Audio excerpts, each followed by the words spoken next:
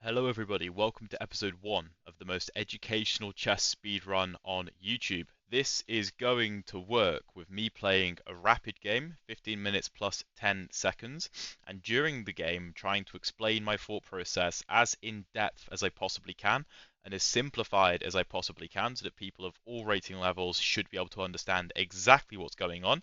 I also have a notepad where I'm going to be noting down things that I want to cover in the analysis after the game, and we'll do a pretty deep analysis after the game as well. This is very similar to an old series that I did, and I really enjoyed doing that, so I hope you guys find this useful, and let's get into the game.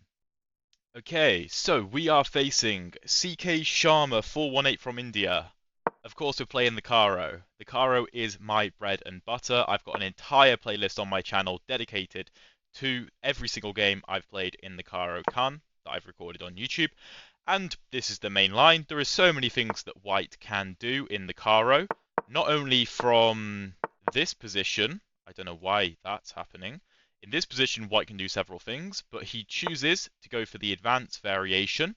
I'll cover some of the main lines of the Caro after the game, because White can take, White can go knight to c3, knight to d2, even bishop d3, f3, loads of different things.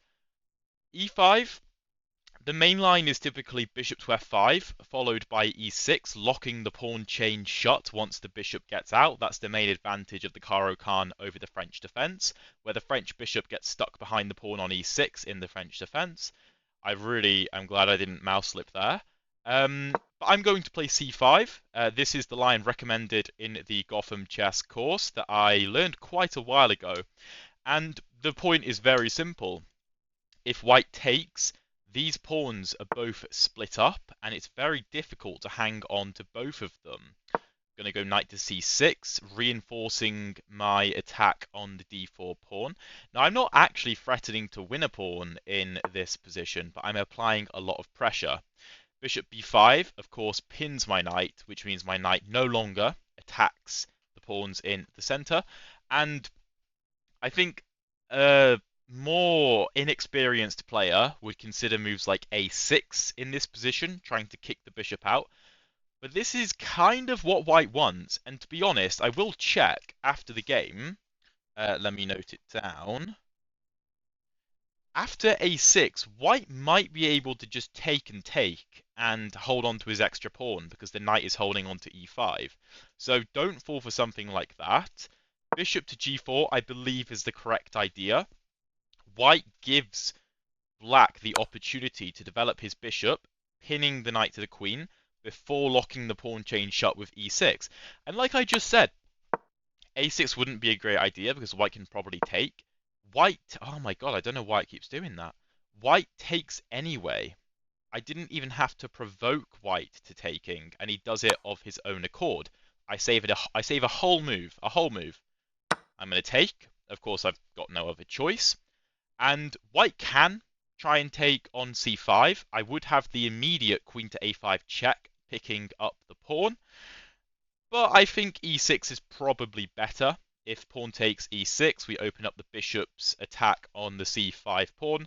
We can always bring our queen in the future. If something like takes e6 and b4 to support the pawn, I don't think that's a problem. Here, I think we can very seriously consider taking on d4, because of course the knight can't take because the queen is under attack.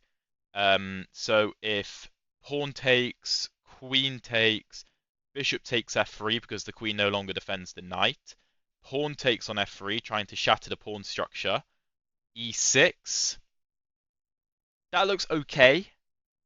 That looks okay. A move like queen to b6 also exists. But if we're going to trade off our light squared bishop to damage the white pawn structure on the king side, our follow-up probably shouldn't be trading the queens, because we should be looking to exploit the weakness of white's king. So it leaves a couple of options. Queen b6 immediately is playable, but after pawn takes, I don't really want to take with the queen because of moves like bishop to e3. I'd much rather my bishop land on the c5 square. Because then, let's say e6 takes bishop e3, I can take and ruin white's pawn structure quite severely. Then we could probably trade the queens, and the pawns would just be so weak that we could probably just win them in the end game or late middle game. E6 is very tempting because our knight has a path opened up to the f5 square. I don't really want to go through h6 because white will probably just take and ruin my pawn structure. So we have this option, putting pressure on d4. E6 also allows queen b6 in the future because then if takes, we always take with the bishop. So we don't have a situation like this, which I outlined before. Like I say, we could take and take and take and take, but I feel like that's a little bit preemptive. It's probably good. White probably is at a slight disadvantage after that, but I don't see a need to rush. Our opponent goes knight to d2, and this just blunders the e4 pawn because the queen's defense of d4, sorry, the d4 pawn. The queen's defense is blocked. Yes, you defend the knight a second time. The knight is still pinned though. Just because you've defended the knight a second time doesn't mean the pin doesn't still exist. And after something like c takes d4, we can maybe follow up moves like c5, maybe queen b6, maybe bishop c5. We should be able to hold on to that pawn quite easily. And the knight can come to e7. We could bring it to g6 to go after the e5 pawn, because if this pawn falls, then the e5 pawn becomes actually quite weak. So that's a very nice option. I think we are absolutely fine to take this. If takes, knight b3, opening up a double attack. Obviously, this knight also attacks, but it's pinned. Takes, knight b3. I think we can probably just go c5. I am a little bit concerned about our development and the king's safety. I don't love the fact that in this type of position, white is well developed and we are not. And it's a little bit unclear how we're going to continue developing.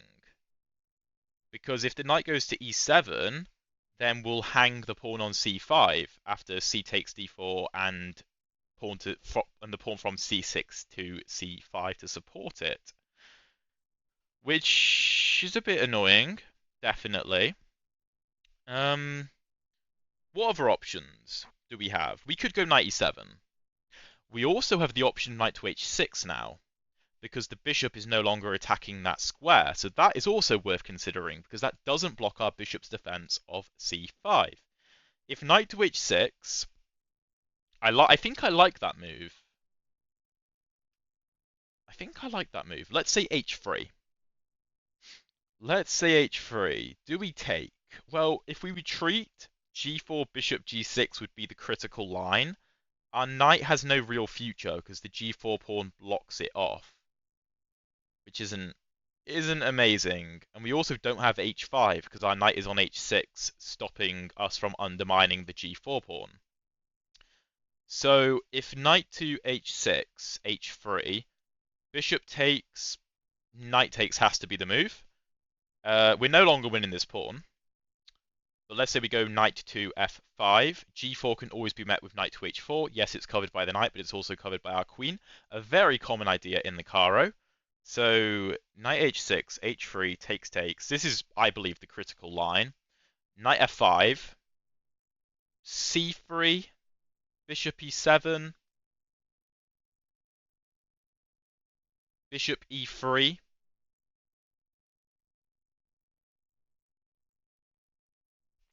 We don't have loads there, but our position is decent. It's probably about equal. Probably about equal. Maybe we have a slight advantage with moves like queen to b6 going after the b2 pawn and supporting our attack on d4. If white ever takes, then the e5 pawn will be massively destabilized. That's one of the big ideas of this c5 Caro Kann line, because you waste a tempo, but you're trying to undermine this pawn chain immediately. So, yeah, we maybe could win a pawn, but knight to b3, I don't know what the follow-up is. Let me think.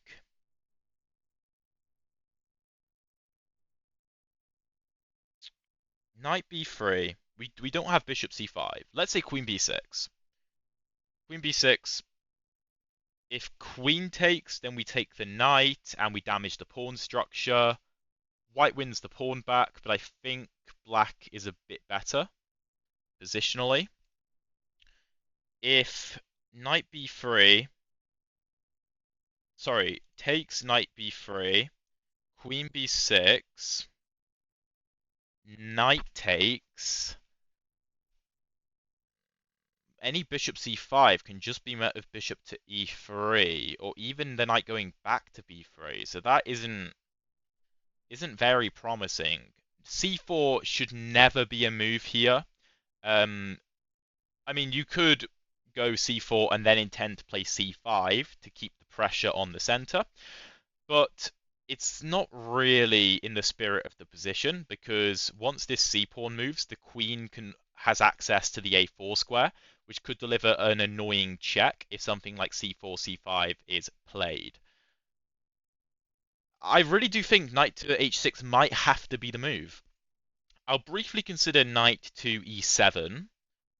Knight e7, if takes, knight g6, we attack e5, and c5 is under attack. The knight is still pinned. So here, here, here, h3 would probably be the critical line. Takes, takes, bishop c5.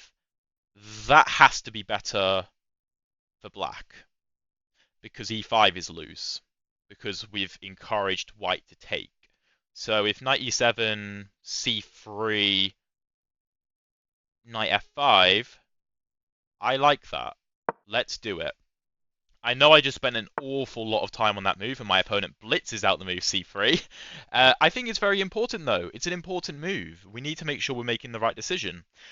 And, okay, knight to f5. If h3, take, take. I think queen b6, and we have a decent position. I think we have a decent position there. Let's do it. Let's do it. Again, we are down on the clock fairly significantly, but I hope these explanations are very, very useful for you guys. I am going to make a quick note on move 8 that we need to explore what happens if c takes d4, because I'm not sure what happens there. Okay, that's a good move. Just unpinning the knight.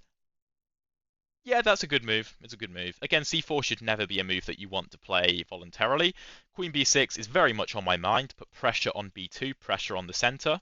If queen here takes, that's a very nice battery. That looks pretty good. We could consider rook b8, but I think queen b6 is the more meaningful move right now, I think. I don't want to rush with a decision with this bishop, because this knight has nowhere to go. This bishop does have the possibility of getting stuck. If, let's say, this knight moved, and then h3 happened, then we'd be in trouble. But, that's not really a concern. If queen b6, h3 we just take. Queen b6, if the knight moves, where's it going to go? Like g5? The knight goes to g5, we just attack it. Or we even have the option of bringing the bishop to e2 and maybe back to a6. So that's absolutely fine. We're going to go queen to b6. And just apply pressure to the position. Our pieces are doing a good job of putting pressure on the position. Our bishop's putting pressure on the knight. This bishop's ready to come out. I want to delay the move bishop to e7 as long as possible, because if bishop e7 and then my opponent takes and then I take, I waste a move going bishop to e7.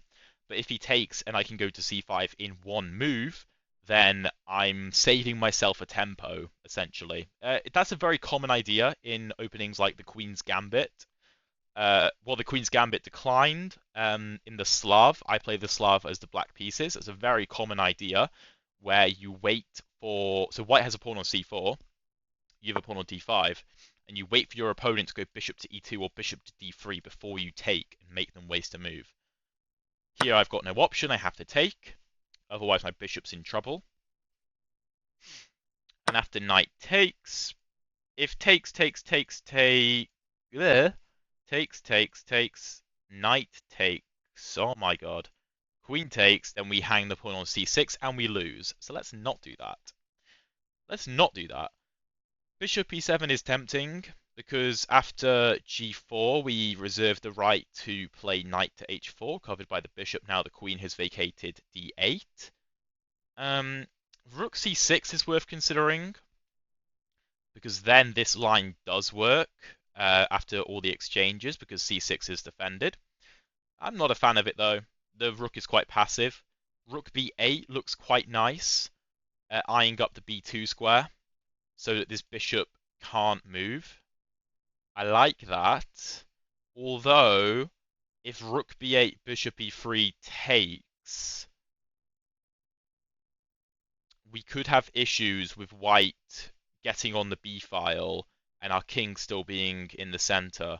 So I think bishop e7 makes the most sense here. Again, I don't want to play this c4 move. That's not desirable whatsoever because then there's no pressure on white. I can play c4 at any time, and if white takes me, fantastic. I get this really nice diagonal, and the e5 pawn is weak, like I have mentioned many, many times. So I think we're doing very well in this position. The Caro Kann isn't really an opening where you're going to be firing on all cylinders at your opponent's king. It's not really aggressive. It's a bit more positional, a bit more solid. I hope that all of this explanation is very useful for you guys. If you want me to change something up in particular, then please let me know down in the comments. I would really appreciate it. And since I am naming this the most educational chess speedrun on YouTube, I want it to be the most educational that I can possibly make it, which requires your guys' input. That's very, very important because I need to know what you guys find educational. But yeah, we're about to complete our development with castling. Okay, a4. If a5 is played, I don't think I actually care. I don't think I actually care. Which, I mean, a5 is a good move. Well, actually, although this isn't really a threat, a5 is very tempting because it locks this b pawn. It means that b4 can't be played in the future, even if we have an exchange on c5, which means the b pawn could be a permanent weakness. If a5, rook a3 intending rook b3, then we just go rook b8. I like that. Let's play it. I am aware that my time is low. We do have 10 seconds of increment, so my play will speed up over the rest of the game probably. My explanations might be a bit slower, but I will cover everything after the game in a reasonable level of detail, depending on how complicated the position is. But yeah, I'm liking this. Yeah, if rook a3, you might be tempted by the move c4, covering the b3 square and attacking the rook. But white just drops the rook back to like a2 or a1, and where's our advantage? I think we have a slight advantage here. Again, we're not threatening to do this because at the end of the line our c6 pawn hangs. Don't want to do that. If we castle first and then go through that exchange, then maybe, because this rook will be protected and this won't come with check. So that might be a worthwhile trade because the e5 pawn could hang at the end of the line because the queen will end up on the d4 square. Like I said, if the d4 pawn falls, the e5 pawn is likely to follow. There is ideas of f6 in these positions because the French and the Caro sometimes not necessarily transpose, but mirror similar ideas. They kind of rhyme. They rhyme in some ways. F6 is a common idea in the French and sometimes in the Caro because of that. Rook d1, okay. I mean, it makes sense, but it's not threatening anything. Okay, now rook b8 is very tempting. I'm going to play it just to put pressure. We're not going to win that pawn, most likely, but we could tie down the rook, like so. Now, what if we take? If take, I like the idea of c5. So what we're going to do is we're going to start with rook f to c8. So after something like takes, c5, we're lined up with the queen. We're lined up towards the b2 square. a4 could become very weak soon. This could end up being a complete weakness for white. This bishop and, well, the knight's defending d4, but this bishop isn't really doing anything. Our bishop's quite strong, controlling some important kingside squares and the c5 square, which is going to be very important in a minute. This is a very nice position. I think we're really maximizing the power of all of our pieces. A move like h6 could potentially be useful to cover the g5 square, because I suppose in the future moves like knight g5 could threaten mate, but for the moment there is really nothing to worry about. We're probably going to kick this queen off of the diagonal soon anyway. Okay, that's a free pawn, and to be honest, well, we could take with the pawn, but I like taking with the bishop. It's just a free pawn. b4 seems like a desperate move. And that's one of the things I said was wrong with, potentially wrong with a4, is that the b2 pawn could become a massive weakness because we clamp down on b4. How should we go about this? Well, if we take on d4, then white can start with this, attacking our queen after takes. I don't think we get anything from that. So scrap that. We need to take on b4. So pawn takes b4, pawn takes b4. If pawn takes b4, we have a passed b pawn, but the a pawn is kind of annoying, and the c pawn is still a bit weak. If takes, bishop takes, that looks more natural to me. If something like g4, we just drop the knight back, no problem. That, I think, is probably the best way to go about the position. Even though we lose our c-pawn, we can always replace it, and we still do have a good amount of pressure on the d4 square, regardless. There is a case to be made for a takes. Maybe we can push that quickly, and maybe a4 will be a weakness. Maybe it is just a weakness. Yeah, I actually think it is. I'm going with my gut. My thinking is that keeping the bishop on e7 also means that if g4 is played, I have the h4 square for my knight. I don't have to be quite as passive with knight to e7. And the bishop secures the b4 pawn. I could consider c5. If takes, rook takes, attacking the queen, queen b3, then we have moves like rook c3. That looks crushing. Let's do it. Maybe a move like queen a5 is good, just putting pressure on a4. But I like c5 because I feel like white, if rook d to b1 can be played, well, that can't actually be played because the d4 pawn would fall, and this is controlled by the bishop. But I feel like crashing through now might be a good plan.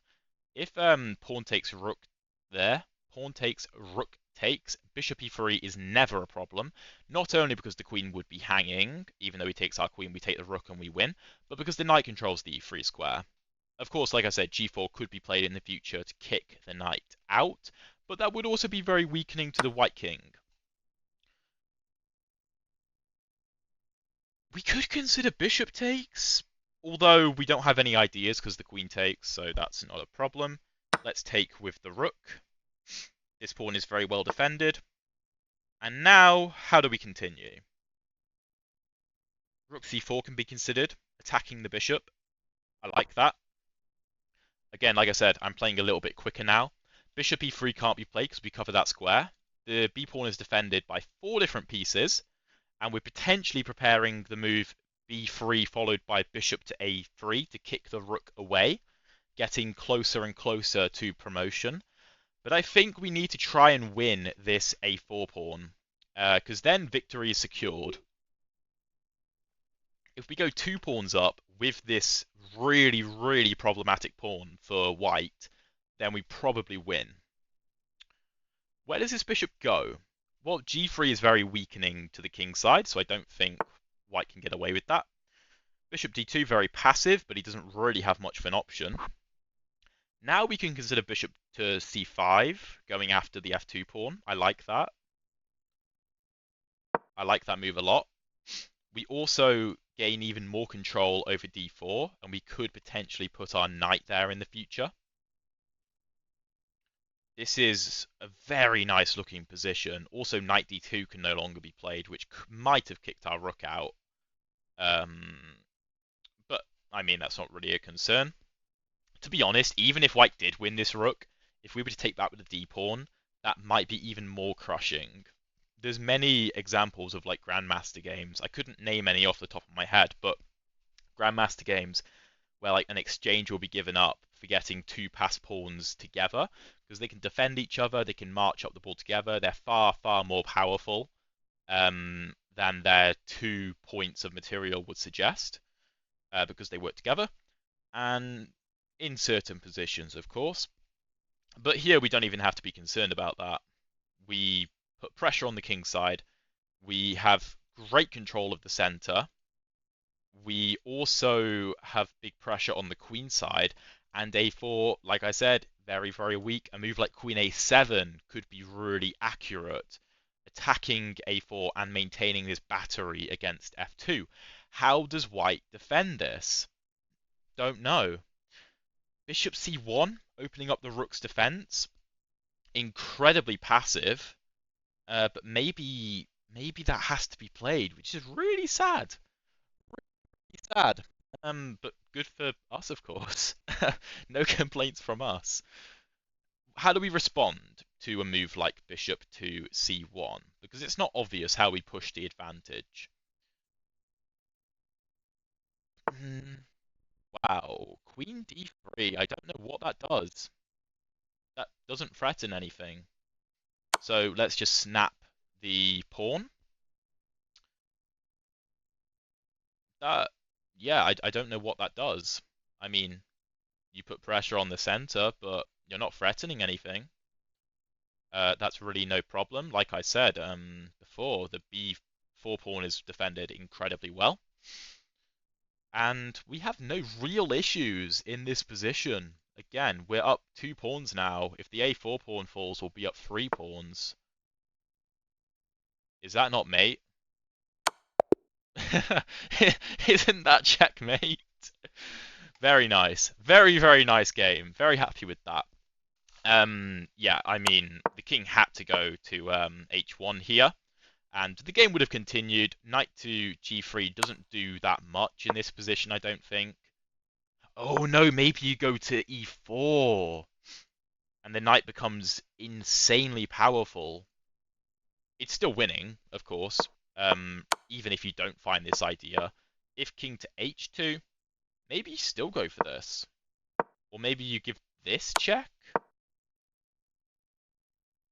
Don't know. Probably everything is winning. But I hope you guys enjoyed the game, and let's get into the analysis. Don't leave the video. The analysis is going to be very important, trust me. Let's get into it now. Okay, so the computer game review gives us 88.7% accuracy, which is pretty good. Pretty good. Opening with the king's pawn. Oh no, You let's executed a turn great that off. checkmate. Oh god. Okay. I didn't know that was a thing. That is so annoying. So, c6. White has so many options here. There is a really interesting line that some of my YouTube commenters have been pointing out recently, which is c4, known as the accelerated Panov. And if black goes for the typical d5, cd, cd, ed, and queen takes, we have a really interesting structure where white has an isolated d-pawn, but after knight to c3, let's say queen back to d8, d4, white has a good space advantage. And I think black can get into a little bit of trouble if, let's say, something like this happens. Maybe not in this exact position, but I think this knight can get a little bit stranded if white can push the pawn to d6, sorry, to d5, and control the e6 and c6 squares. I honestly need to look into the theory of that a little bit more. white can go knight to f3, knight to c3, even c3 here, and after d5, just go e5 and play d4 in the future. We could even get transpositions like this into mainline Caro Kann stuff, but d4 is what most people play, d5. Again, knight to c3 or knight to d2. I have a video on my channel which I made only about a week ago, where I covered literally everything in this line that I recommend for the black pieces. Well, white doesn't have to take, but most of the times white does take. And it's very, very interesting, and I think you should check it out if you play the Caro Kann. But e5 is the move chosen by my opponent. White can take and go for the exchange variation. White can even go f3 and play the fantasy, where I recommend stuff like e6, knight to f6, and not taking, because that's exactly what white wants you to do. There's some very critical main lines that go, let me see if I can remember the theory properly. Knight d7, gets really complicated, like c3, and then the computer wants like bishop d6. Very, very complicated stuff, although most people castle in this position because you are setting up, if black is lazy, bishop f7, king f7, and knight takes e5, double check, winning the bishop, and white is completely winning. c5, we don't go into any of the fantasy stuff, the exchange stuff, anything like that. We get this. Like I said, bishop f5 is the traditional main line, and this is fine, but I think the problem that I encountered with bishop f5 is h4, the Tal variation. And the point is, if e6 is played, then g4, bishop e4, f3, bishop g6, h5. The black bishop is completely trapped. Obviously, you don't let your bishop get trapped. You play something like h5. But even here, I found this very, very difficult to play with the black pieces. So c5 is the move that I prefer. What happens if white just takes the pawn on c5? These pawns may be weak, but can black actually win them back? You can play queen to a5 check and win the pawn back immediately. But this isn't good, and I think you just lose this pawn anyway. I don't know whether taking immediately is the best move, but it certainly just gets the pawn. And, okay, that would hang this. Maybe not do that. Queen c4. Now if takes, then you lose the bishop. So, a queen trade, and white is completely winning. So you don't do that. You don't win the pawn back immediately after takes.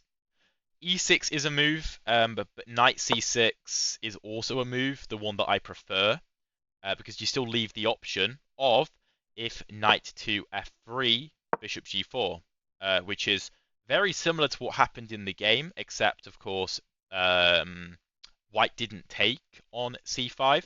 And then after a move like bishop to b5, queen to a5 is a critical move to force knight to c3, e6. You have pressure on c5, you have pressure on the bishop, you have pressure on the pawn. It's a very good position for black, and black will win back one of the pawns. Knight f3 is chosen. Now, taking, I think, is technically the best line. And after knight to d4, knight c6, if takes, black is very happy. e5 is kind of weak. If f4 is played, then this diagonal is very, very weak. The computer hates this for white.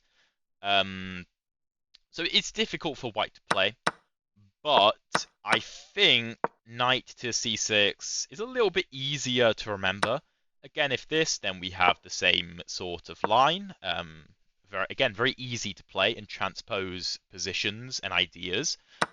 But our opponent goes bishop to b5. The computer wants to take and go bishop d7, which is fine, but it feels a little bit passive. I like the move bishop to g4, just going straight for the knight, getting ready to play e6. Our opponent takes, like I said in my notes, this is why I take notes, I would have forgotten otherwise. a6 is just not a good move. You can see white gains an immediate advantage because you provoke him to take, and then he takes on c5. Yes, you can win the pawn back immediately with black, White has a massive lead in development. Your pawn structure is a little bit weird. Let's say bishop to g4, knight b3 attacking the queen. Where does the queen go? You know, queen b6 runs into bishop to e3. Let's say queen a7, bishop e3, queen b8. This is a really sucky position for black because a6 just wastes a full move and you're just lacking in time. White is just so far ahead of you. So bishop g4 is far better. Developing, getting ready to play e6 to make sure this pawn is defended. White takes, which is actually the best move. Most people don't play that though. Most people play a move like c3, which just isn't that good. Because after something like c takes d4, knight takes of course can't be played. If queen takes, then you take on f3, ruin the structure. So c takes kind of has to be played. And after e6, black is just better because this is black's central pawn chain. The base of it on f7 is incredibly strong and it's not really going to get taken anytime soon. White's central pawn chain has a really, really weak base. Really weak base.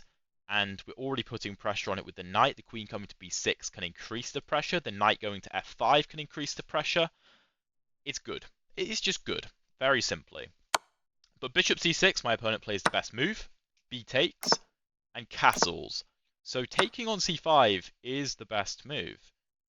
Again, black can go for this queen to a5 line. I honestly wouldn't do that though. I'd probably just go e6 and attack the c5 pawn with the bishop.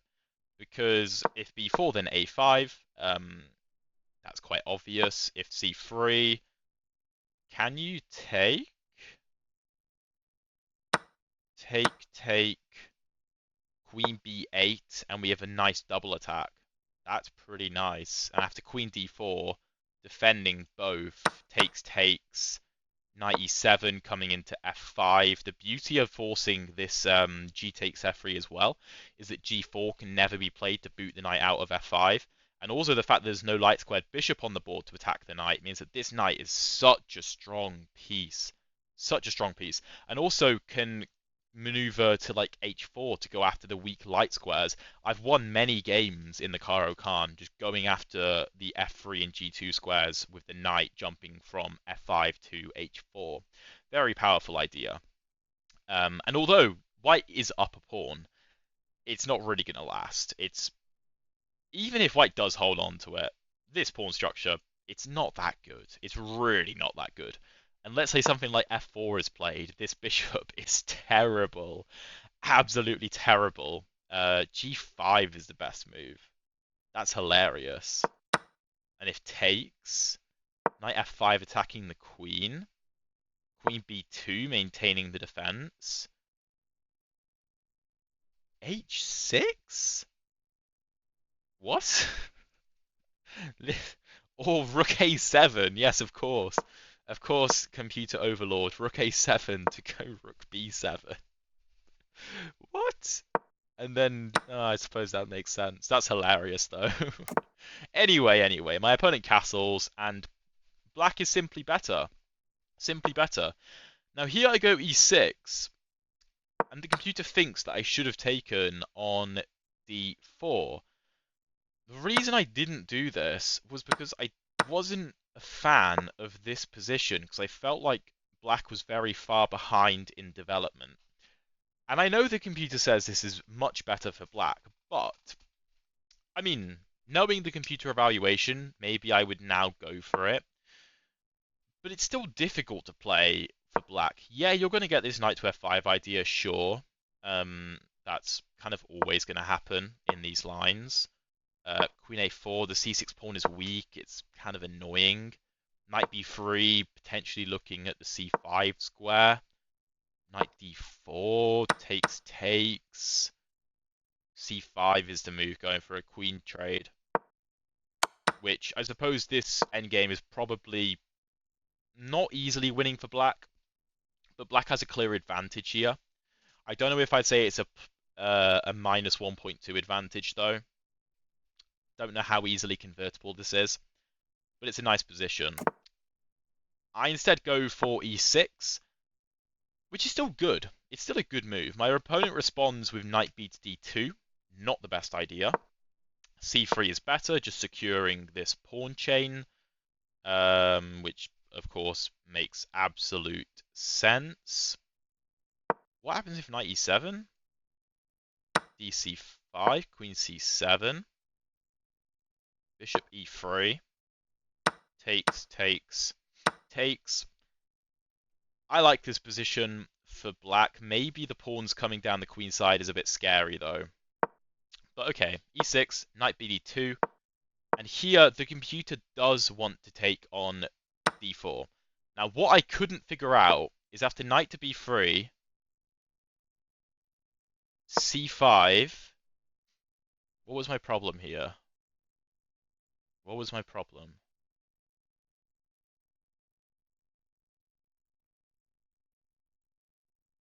I think it was h3, bishop f3, queen f3. Why was I so concerned? I actually don't remember. Did I miscalculate something? Maybe I miscalculated something. I don't know. But even a move like knight to e7 the computer likes. And after knight d4, c5, kicking... Well, let's say the knight goes back to b3. Knight c6. Yeah, this is just good. I should have gone for that. I should have gone for it. I'm sure many of you were screaming at your computers, or phones. Knight e7 is played, and the position is still fine. It's still fine. c3, knight f5, just putting pressure on the board. I'm not playing the absolute best moves here. Neither is my opponent, and to be honest, anybody below 2200 probably isn't going to either. There's many opportunities where I should be taking or white should be taking. It's very hard to know when the correct time to take is, if at all. But queen c2, I go queen to b6. Again, the computer wants me to take, do something like... Well, this looks a little bit scary if knight takes, because my bishop seems a bit offside. Queen b6, knight b3, bishop f5. That makes a lot of sense. And then you have this move, but white could just not. Tough to say. It's really tough to say. But queen c2, I go queen b6, h3. Black has no option but to take, of course, because otherwise that is really not good. So takes, and the computer actually does like the move rook c8. Just trying to do this, like I mentioned in the game, because we just defend the c6 pawn after everything gets exchanged. But after rook d1, bishop e7, I don't know where this bishop goes. Maybe that's the point, is that this bishop doesn't have an obvious home. If bishop f4, castle, g4, knight h4. This is a computer line again, like I said. That's a very common maneuver for the knight after g4 is played. Ooh, g5 looks a bit scary. I would not want to play this as the black pieces, to be totally honest. That looks really scary. So I'm going to ignore the computer there. And I like the move bishop e7. Again, g4, the computer is a fan of, going for this exchange. And then dc5, queen c5, bishop e3, queen e7, queen a4, castles if takes, rook fc8. Well, this looks kind of scary. No? Let's say, for argument's sake, something like this. Is this not a bit concerning for white?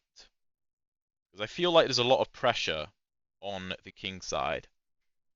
Maybe not, but I don't think a human would necessarily go about the position in the perfect manner to defend this. But a4 was chosen by my opponent. I chose a5. I'm getting a bit lower on the clock as well. Rook to d1. I did feel like this move did a whole lot of nothing, and the computer seems to agree. It does like c4, which I did say before, I don't really think is a great move in these structures. but I wonder what the point of it is. I mean, again, the B pawn is kind of locked away. It can never move because of this pawn. Rook B1, Rook B8, Knight D2. Okay, what happens if Bishop F4? Castle. Well, then G4, and the computer thinks that White is doing pretty well. So I don't know. Again, this G5 idea is quite scary. I wouldn't recommend C4. I personally wouldn't. I think the pressure is quite good to have. I castle, just a normal move. Bishop F4, Rook A to B8. I can't believe the computer prefers Rook F to B8. That's so counterintuitive. Maybe it's preparing for this pawn to take and then attack the A4 pawn. I don't know. Maybe that's the point. But Rook A B1, Rook F C8, Queen B3 is a good move here, and I did briefly consider this because you stop the pawn from moving altogether, and you can pile on the pressure. Let's say something like this were to happen. It's a very, very nice position for the black pieces. Knight takes D4? Oh, because the knight hangs. Interesting. But anyway, we go Rook F to C8, which is still a good move, and then B4. The issue with this position for white is that the computer wants to go into this line where queen takes is actually the best move, because I suppose G4 we can still go knight to H4. So let's say this. It's still not obvious how white defends himself, because this is absolutely not playable. And if something like B3, there's no immediate knockout blow for black, but just like Queen A7, and what does white do? This pawn is a weakness. C5 is probably going to happen. Let's say Rook DC1, trying to support the C pawn. C5, C4. I don't know if I'd take here. I don't think I would. Rook D8 makes sense, but also pushing seems to make sense to me. Just on a human level, this pawn looks like a bit of a problem for white, and we maintain this massive clamp on the b4 square, which means this is just a permanent weakness. The computer thinks it's equal. I would take black here every single day of the week, and I'm sure every single one of you would as well. But b4 is what my opponent chooses, and we choose correctly. C takes, C takes, and initially I wanted to play bishop takes, but again, I didn't like the fact that after g4, knight e7, I felt a bit passive. Knight g5, like I mentioned, does pose a threat. We do have knight to g6 defending, but even a move like h4, it's kind of scary. You know, h6, h5, this is fine.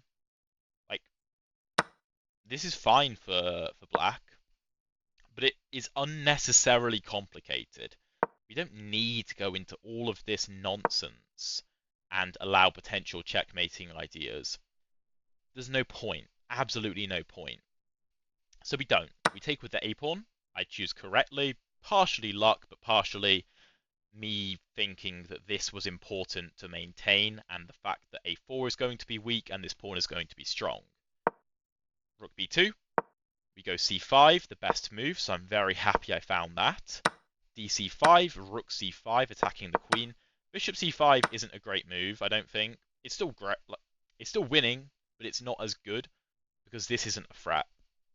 Because you're not opening up an attack because the queen just takes. So that's not good. So rook takes is better, forcing the queen to move. Queen b1, rook c4, again, the best move. Happy to find that. Bishop d2 is the best move from our opponent. Bishop c5, attacking. Now, I initially considered bishop c1. Yeah, the computer likes queen a7, which is one of my ideas. Awesome, awesome. Just putting pressure on a4 and maintaining this attack. Bishop e1 is more accurate, though. Maintaining eyes on b4 and f2. Our bishops are kind of mirroring each other. They're looking at exactly the same things. Here, knight e7 is the best move. Going to c6. and then putting the rook on f4. What? King h1, knight c6, knight d2, rook f4, rook c1, bishop f. Yeah, okay. Okay, mate. I mean, e5 is just going to fall, so I don't really understand this. f3. Gross. No humans play like that, though. And our opponent, to be fair to him, he held up for quite a while, but he made a mistake before with the move b4. He cracked under the pressure here because we were applying so much pressure to the position. He cracked, and again he cracks with queen d3, which just gives us a free pawn. King f1 blunders mate, which is kind of anticlimactic. White had other options. If king h1, I liked the look of this idea, knight g3 back into e4, putting a lot of pressure on the dark squares in the position. And this looks so tough for white to try and hold. Like, knight c5, forking the queen and the pawn. White can't hold on to the pawn. Like, you are just going to win it, and the computer wants to sack the rook for the bishop. Absolutely miserable. Knight c3 is a fork waiting to happen as well. The position is just completely lost, regardless of what white does. King h2, we do still have this idea, but it doesn't come with check. Again, queen a7, the computer likes looking at this. Rook a1, defending. Queen c7, maybe trying to go bishop a7, I would assume. Bishop e1. Yeah, the computer likes this bishop a7 idea. This pawn is always going to be stopped from going through. I mean, it's good. It's good. It's not winning, though. White still has not chances, but he can try and hold. But this is a miserable position. And again, you know, white cracked under the pressure with the move b4. White cracked under the pressure with queen d3. And he makes the final mistake with king to f1, allowing knight to g3, checkmate. I hope you guys enjoyed this video. If you did, then make sure you like and subscribe. Leave a comment letting me know what you think, what I can improve in future episodes of this speedrun. And click the video that shows up here because YouTube thinks that you're really going to like it.